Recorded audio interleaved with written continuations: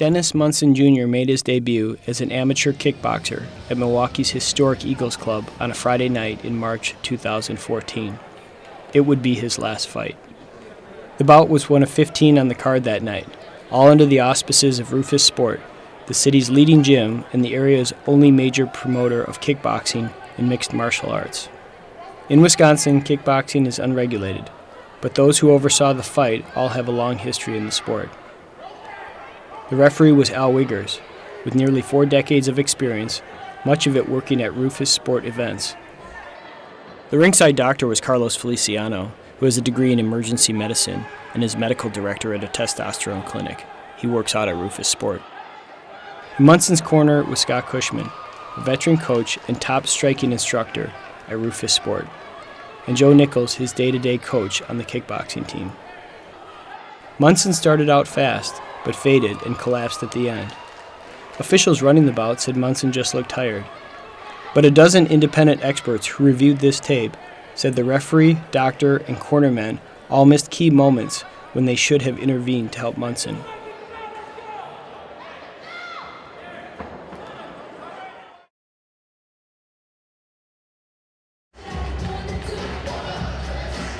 The first sign of trouble came at the start of the second round.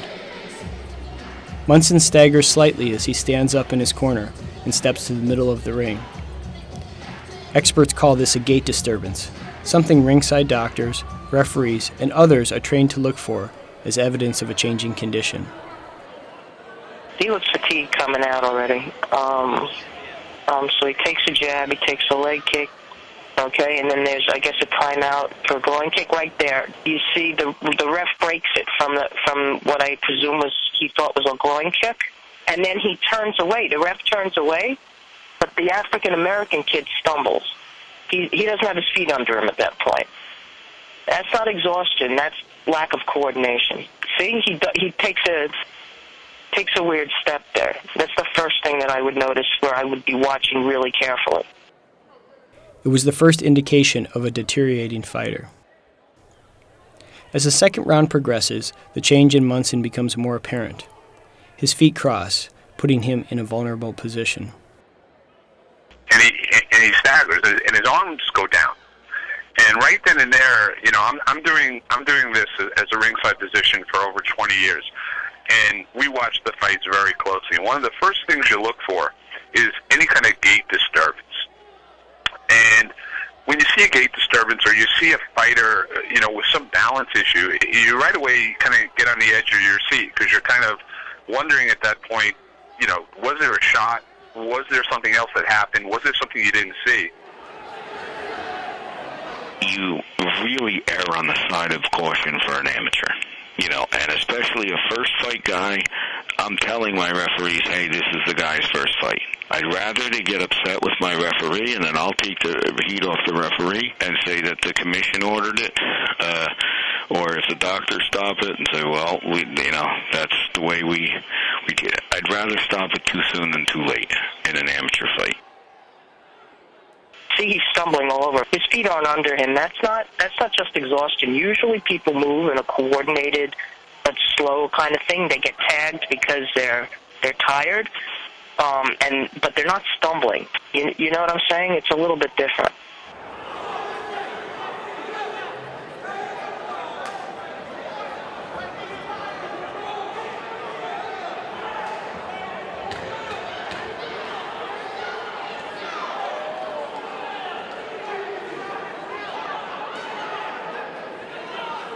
At the end of round 2, Munson staggers back to his corner. The ref again turns his back. As the kid goes back and he crosses his feet again, he kind of staggers back to the ring, and at that point, I definitely would be in there for an eval. The doctor, Feliciano, looks into Munson's corner, then to the other corner. I would be shocked from what I did see if that fight occurred in New Jersey and the ringside physician didn't enter the ring after round 2. He then picks up his cell phone, taking his eyes off the fighters for about 20 seconds, at a time when experts say he should be watching them closely. I I would also have admonished the referee for not going to check on both corners in between rounds. Munson sags as he sits on the stool. His coach, Cushman, pushes up his head and shoulders repeatedly, but neither the doctor nor the referee check on Munson's condition. As Munson stands for the third round, Cushman catches him and helps prop him up. It appears the referee and doctor see this, but do nothing. In the third round, experts say the warning signs are even more clear.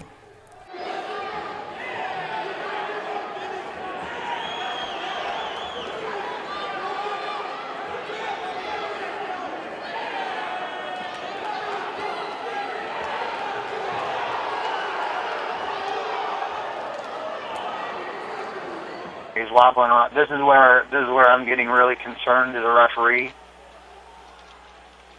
I could see Al watching him. He's seeing what's going on. Rufus Board officials would later say Munson was defending himself, one basis for keeping a fight going. He told him to come on. He told him to fight. He didn't ask him if he wanted to fight. That's two different things.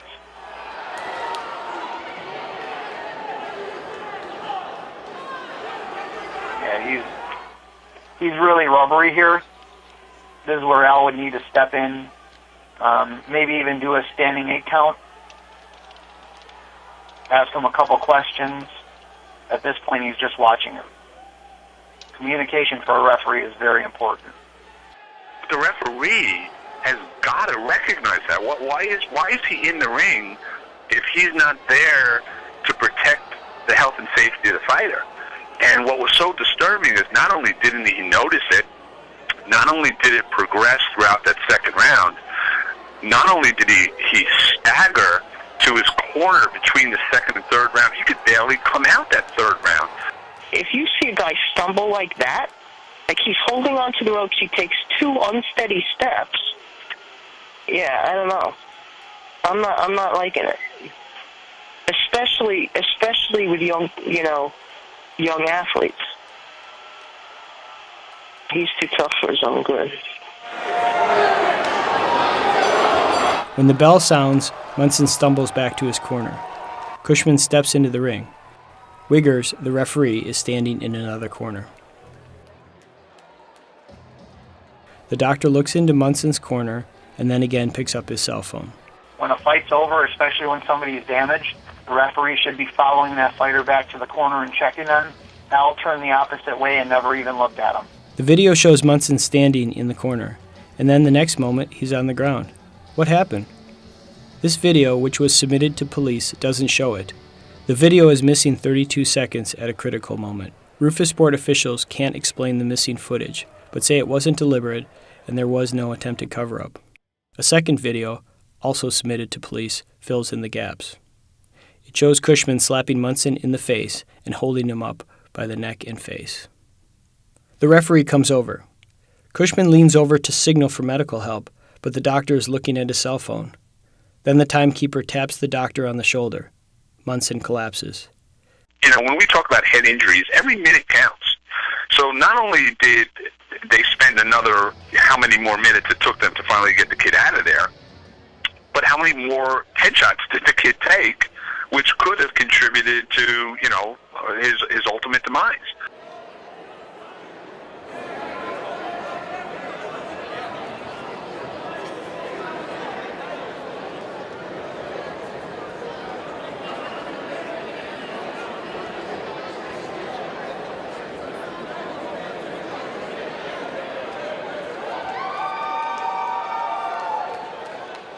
The doctor never enters the ring. Instead, Munson is rolled out of the ring and moved to a chair.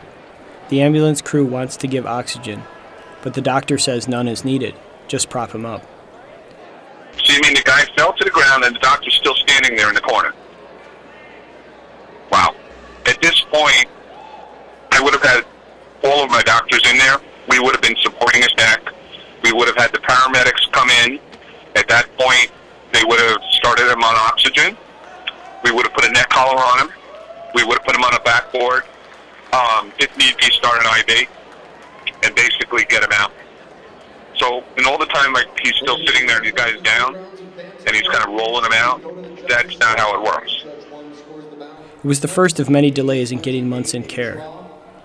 It would take at least a half hour to get him to the hospital, hung up by a snafu with a manual elevator and confusion over the transport. By the time Munson made it to the hospital, he was in a comatose state. He died a few hours later.